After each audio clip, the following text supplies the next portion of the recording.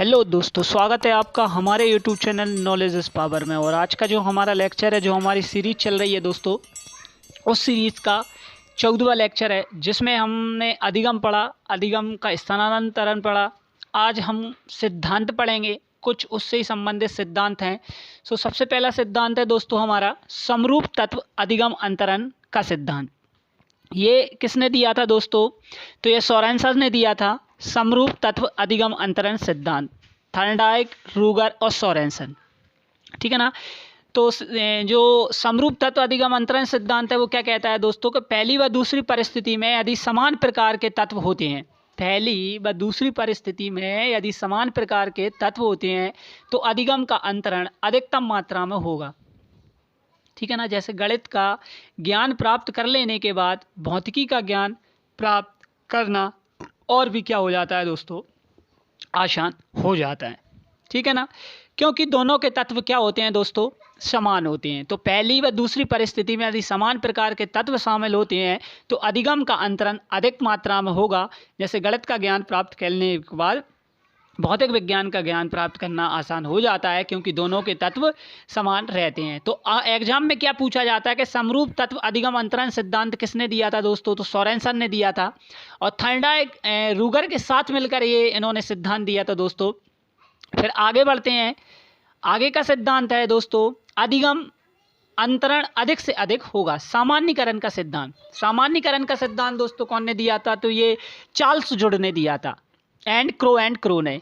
अच्छा, ये सिद्धांत क्या कहता है, सामान्यीकरण का सिद्धांत? तो इस सिद्धांत के अनुसार कोई भी कार्य व्यवहार जब व्यक्ति के व्यवहार में सामान्य हो जाता है तो वह व्यक्ति उस कार्य को आसानी से दूसरी परिस्थिति में भी कर लेता है। जब कोई व्यवहार किसी व्यक्ति या बालक में सामान्य हो जाता है तो वह उसी व्यवहार को दूसरी परिस्थिति में भी कर लेता है, तथा सामान्य नहीं होने पर मुश्किल हो जाता है। जैसे एक शिक्षक नियमित रूप से विज्ञान पढ़ाता है, उसे विज्ञान पढ़ाने कभी कभी भी भेजा जाएगा तो वह आसानी से पढ़ा लेगा, परंतु यदि उसे गणित पढ़ाने भेजा जाएगा तो वह तो घबराने लगेगा। क्यों घबराने लगेगा दोस्तों? क्योंकि वह विज्ञान का छात्र है, विज्ञान का टीचर है, तो विज्ञान उसकी परफेक्ट है, ठीक है ना। लेकिन यदि विज्ञान के अलावा उससे गणित पढ़ाने को कहा जाए तो वह थोड़ा सा घबराने लगेगा और शायद ना भी पढ़ा पाए। फिर तीसरा जो सिद्धांत है दोस्तों वो है द्विकारक अधिगम अंतरण का सिद्धांत। द्विकारक अधिगम अंतरण का सिद्धांत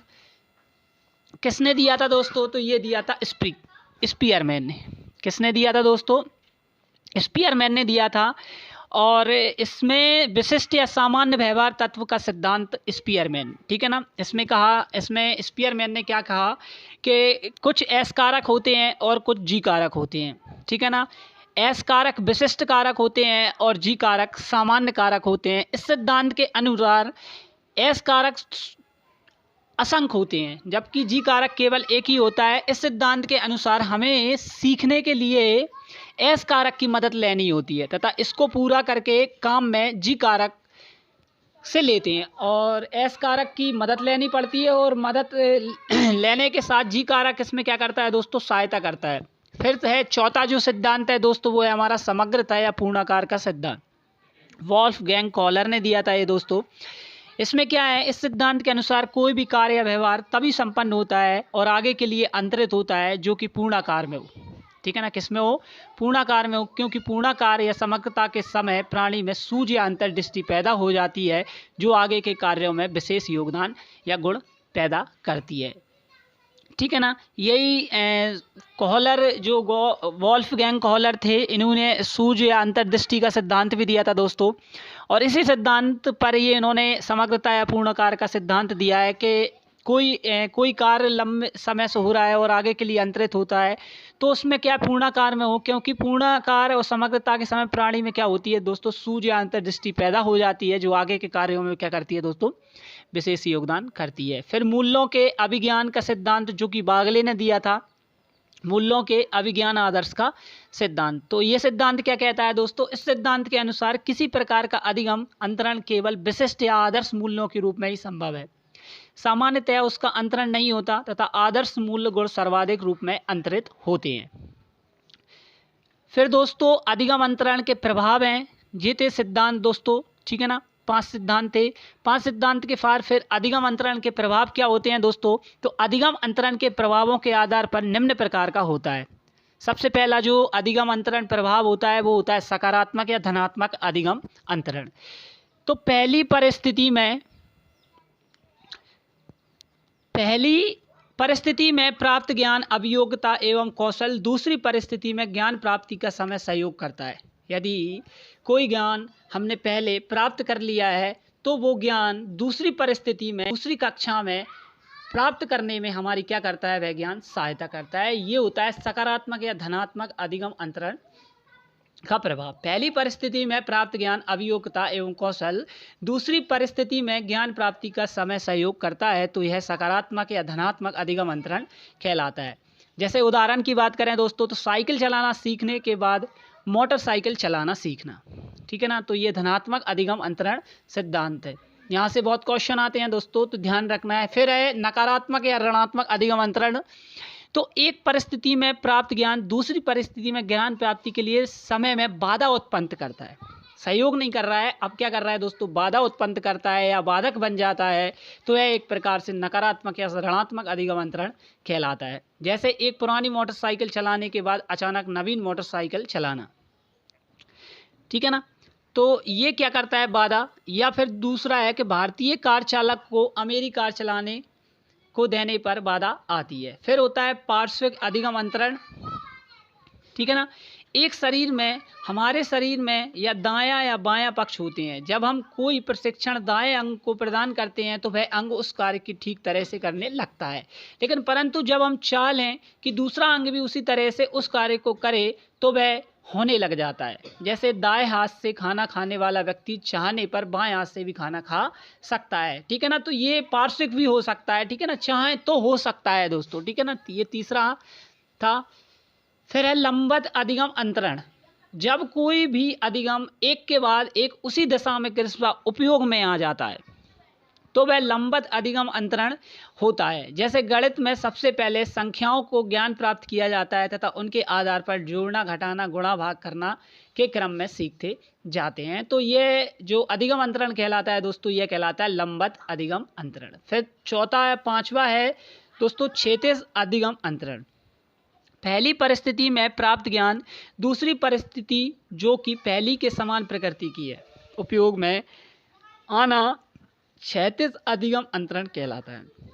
जैसे भूगोल पढ़ने वाला बालक भूगर्भ शास्त्र या मानव शरीर रचना पढ़ने वाला व्यक्ति शल्य चिकित्सा विज्ञान को पढ़ने में पूर्व ज्ञान का उपयोग करते हैं, तो उस ज्ञान को उपयोग को क्या कहते हैं दोस्तों? क्षैतिज अधिगम अंतरण कहते हैं। फिर शून्य अधिगम अंतरण, यहाँ से बहुत क्वेश्चन आते हैं दोस्तों।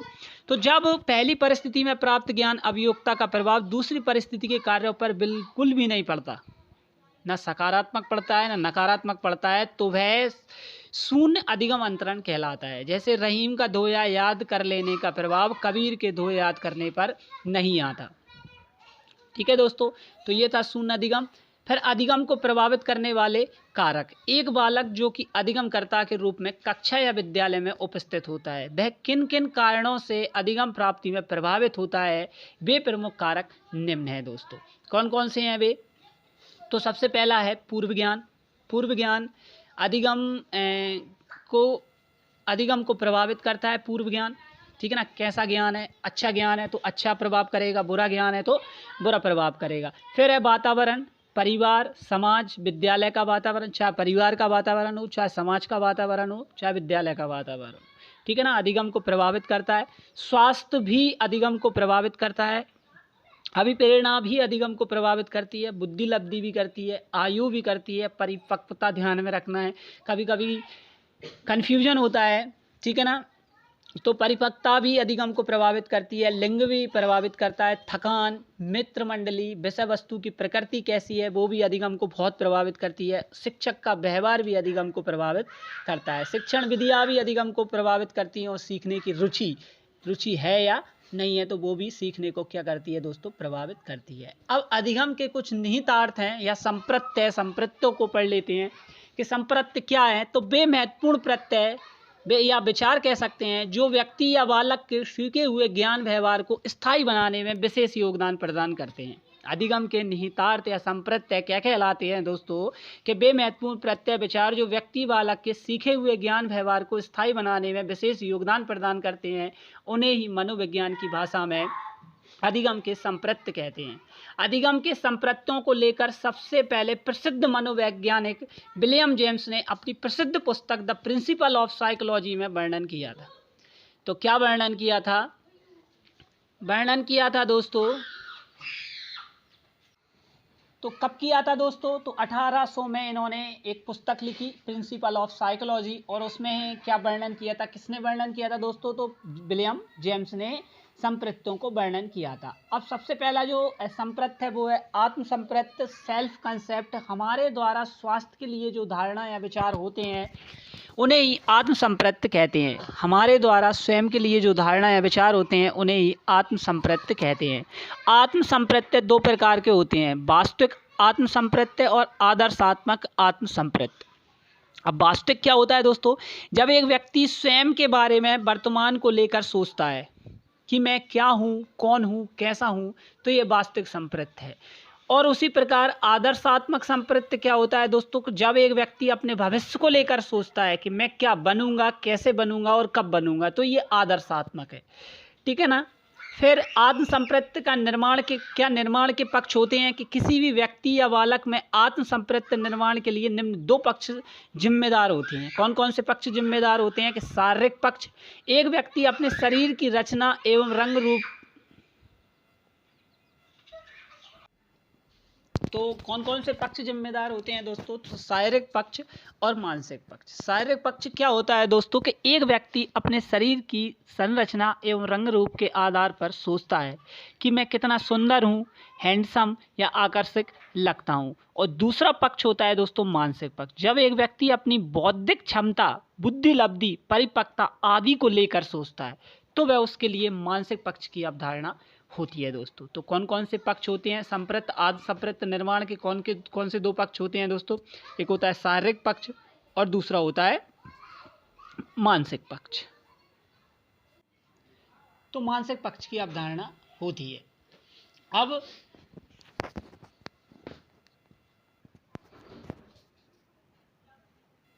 प्रत्येक व्यक्ति को सदैव मानसिक पक्ष को मजबूत बनाने का प्रयास करना चाहिए। तो क्या करना चाहिए? आत्म संप्रत्य के दो पक्ष होते हैं, एक शारीरिक पक्ष और दूसरा मानसिक पक्ष। तो प्रत्येक व्यक्ति को क्या करना चाहिए दोस्तों? मानसिक पक्ष को मजबूत बनाने का प्रयास करना चाहिए। किसी भी व्यक्ति को अपने आप को हर हाल में सकारात्मक सोचना चाहिए, नकारात्मक नहीं सोचना चाहिए। ठीक है ना। यहाँ पे लिखा भी है कि कुछ तो मजबूरियां रही होंगी,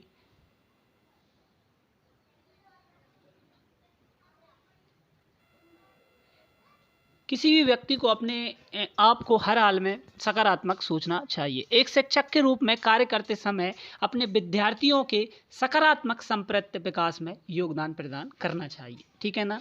आप शिक्षक हैं तो एक शिक्षक का मैसेज भी जाना चाहिए दोस्तों कि आप व्यक्ति को सकारात्मक ही सोचने के लिए मजबूर करें, उसे नकारात्मक सोचने के लिए उस पर दबाव न डालें। अब थोड़ा सा कंसेप्ट हम मनोवृत्ति और अभिवृत्ति पर भी डाल लेते हैं कि एक व्यक्ति की किसी दूसरे व्यक्ति या वस्तु क्रिया के प्रति होने वाला दृष्टिकोण या नज़रिया अथवा सोच को ही हम उस व्यक्ति की मनोवृत्ति या अभिवृत्ति या एटीट्यूड कहते हैं दोस्तों। क्या कहते हैं दोस्तों? एटीट्यूड कहते हैं के रूप में जानते हैं। एक व्यक्ति का दूसरे व्यक्ति के प्रति क्या नज़रिया है, क्या दृष्टिकोण क्या है, उसकी जो फिलोसॉफी है वो क्या है, उसकी जो थिंकिंग है वो क्या है, वो ही क्या कहलाती है दोस्तों? मनोवृत्ति, एटीट्यूड या अभिवृत्ति कहलाती है। थ्रस्टन ने कहा है यहाँ पे कि किसी भी मनोवैज्ञानिक वस्तु के कारण आने वाली धनात्मक या ऋणात्मक प्रभाव की मात्रा ही क्या कहलाती है दोस्तों? मनोवृत्ति कहलाती है। ठीक है ना। मनोवृत्ति मूलतः तीन प्रकार की हो सकती है, सकारात्मक, नकारात्मक और शून्य। मनोवृत्ति बहुत कम जन्मजात होती है और अधिकतम अर्जित होती है। मनोवृत्ति बहुत कम जन्मजात होती है और अधिकतम कैसी होती है दोस्तों? अर्जित ही होती है। इसको अर्जित ही किया जाता है जो कि संगति के प्रभाव से आती है। किसी भी व्यक्ति में मनोवृत्ति को पैदा करने के लिए पहले स्वयं में वह मनोवृत्ति होना आवश्यक है। ठीक है ना। क्या होना? पहले स्वयं में होना आवश्यक है। कौन सी? वह मनोवृत्ति। फिर है रुचि या अभिरुचि। तो रुचि या अभिरुचि क्या होती है दोस्तों कि किसी भी व्यक्ति, वस्तु या क्रिया के प्रति होने वाला आकर्षण ही क्या कहलाता है दोस्तों, रुचि कहलाती है। ठीक है ना। रुचि सदैव व्यक्तिगत होती है, यह ना तो अर्जित होती है न जन्मजात होती है, ये व्यक्तिगत होती है, सब व्यक्तियों में पाई जाती है।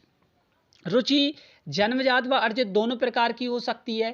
ठीक है ना। अर्जित भी हो सकती है और जन्मजात भी हो सकती है। एक शिक्षक को चाहिए कि वे अपने बालकों में सकारात्मक रुचि की दिशा में मार्गदर्शन देते हुए उस कार्य व्यवहार को क्या करे, उन्नत करे। ठीक है ना। ये शिक्षक का क्या है, उत्तरदायित्व है। अब अभिरुचि या अभिक्षमता या अभियोग्यता क्या होती है दोस्तों, तो अर्जित और जन्मजात दोनों होती है अकॉर्डिंग टू वर्क। ठीक है ना।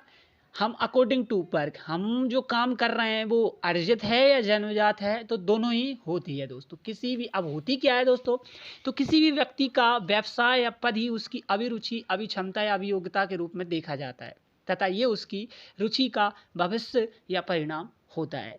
जो आप में जो जैसी रुचि है, आप जिस फील्ड में जाना चाहते हैं उस फील्ड की आपकी क्या होती है, एक अभिरुचि होती है, एक अभिक्षमता होती है, अभियोग्यता होती है। ठीक है ना। ये क्या कहलाती है दोस्तों, अभियोग्यता, अभिरुचि कहलाती है। अभिरुचि के प्रकार हैं दोस्तों, यांत्रिक होती है, यांत्रिक जैसे कि इंजीनियर होती है, मिस्त्री, चालक, इनमें कौन सी अभिरुचि पाई जाती है, तो इनमें यांत्रिक पाई जाती है। कलात्मक अभिरुचि किन किन लोगों में पाई जाती है, जो चित्रकार होते हैं, शिल्पकार होते हैं, संगीतकार होते हैं, मूर्तिकार, इनमें कलात्मक अभिरुचि पाई जाती है। फिर शैक्षणिक अभिरुचि किस में पाई जाती है, शिक्षक में, पत्रकार में, लेखक आदि में, इनमें शैक्षिक अभिरुचि पाई जाती है। संवेदनात्मक अभिरुचि किस में पाई जाती है दोस्तों, तो डॉक्टर है, सैनिक है, पुलिस, इनमें संवेदनात्मक अभिरुचि पाई जाती है। ठीक है ना। सामाजिक अभिरुचि किस में पाई जाती है, समाज सेवी, समाज सुधारक, राजनेता आदि, इनों में सामाजिक अभिरुचि पाई जाती है। उसी प्रकार आदत होती है। तो आदत क्या होती है, हम लोग जब भी पहली बार किसी कार्य को करते हैं तो वह हमारे लिए मुश्किल होता है, परंतु बार बार करने पर वह सरल होने लगता है तथा एक दिन हमारे स्वभाव में आ जाता है। इसे ही क्या कहते हैं दोस्तों, आदत कहते हैं।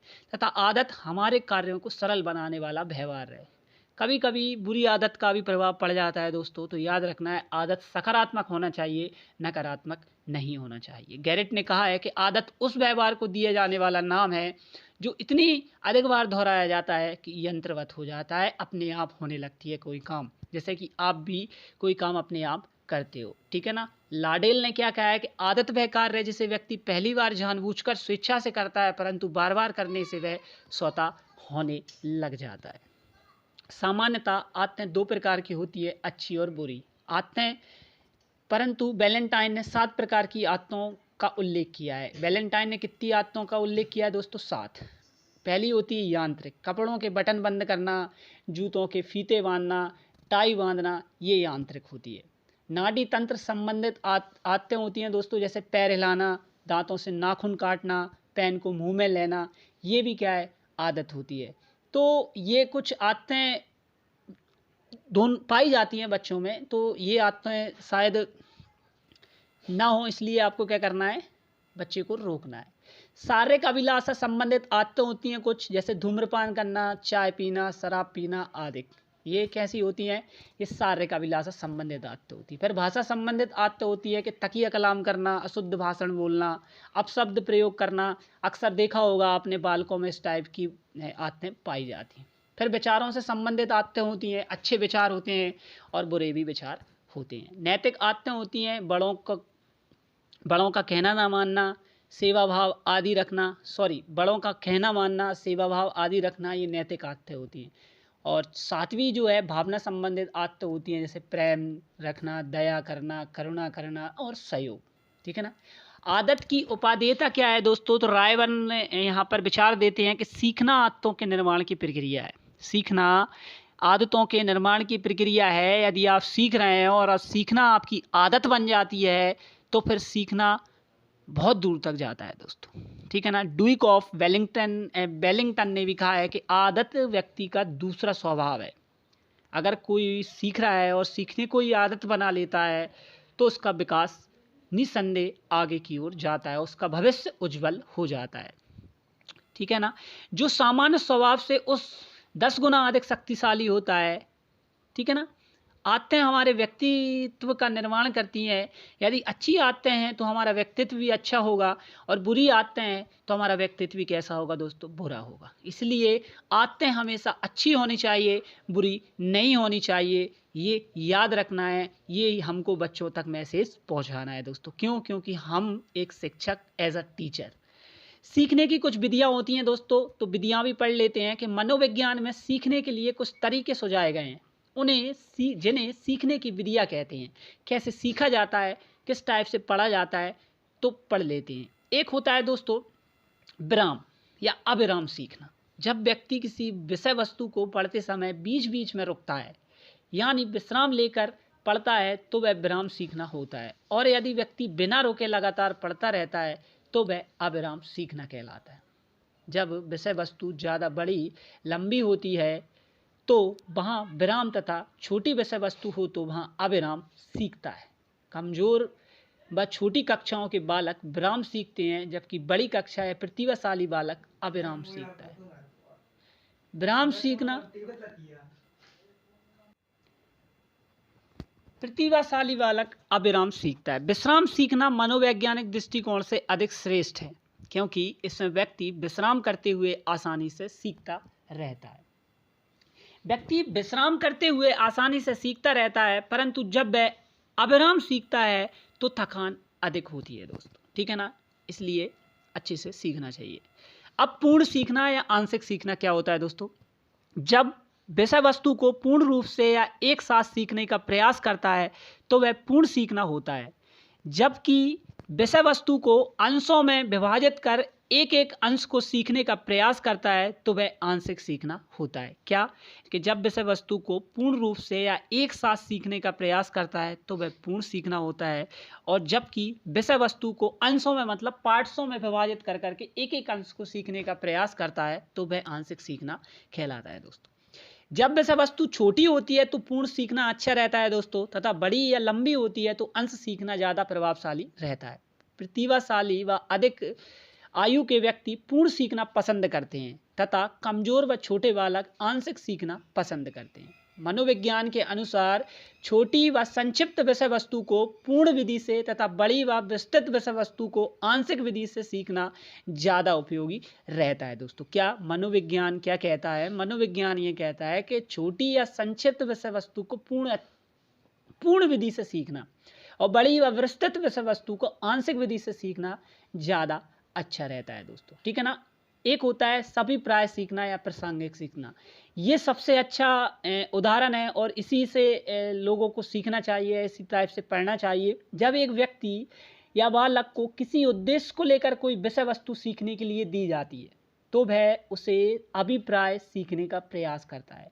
कोई आवश्यकता है उसे, वो इसलिए कोई काम इसलिए कर रहा है क्योंकि यह काम करेगा तो आगे बढ़ेगा, तो वो सह अभिप्राय सीखेगा, प्रासंगिक सीखेगा और उस काम को आगे तक ले जाएगा। तो क्या कहा जा रहा है दोस्तों कि जब एक व्यक्ति बालक को किसी उद्देश्य को लेकर कोई विषय वस्तु सीखने के लिए दी जाती है तो वह उसे सभिप्राय सीखने का प्रयास करता है तथा उसके कार्य को भी ठीक से समझता है। परंतु कभी कभी ऐसा भी होता है कि पूर्व में कोई भी प्लानिंग नहीं होती, परंतु व्यक्ति अकस्मात प्रसंगवश कुछ सीख जाता है।